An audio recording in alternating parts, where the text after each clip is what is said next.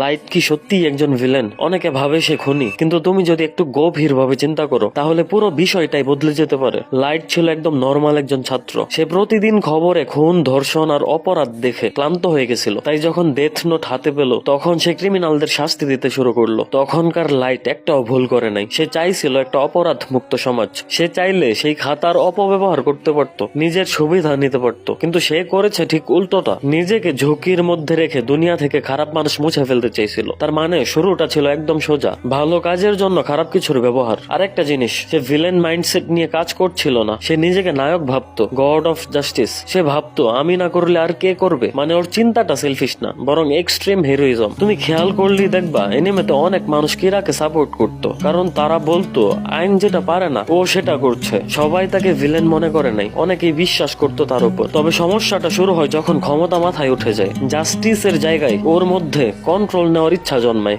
এলকে ফাঁকি দিতে গিয়ে মিসাকে ইউজ করা, রেমকে চালানো, সবই প্রমাণ যে লাইট বদলে যাচ্ছিল। ভালো কাজ করতে গিয়ে সে নিজের ভেতরের অন্ধকার দিকটা জাগিয়ে তুলছিল। আপনার মতে লাইট ইয়াগামি কি সত্যি ভিলেন ছিল?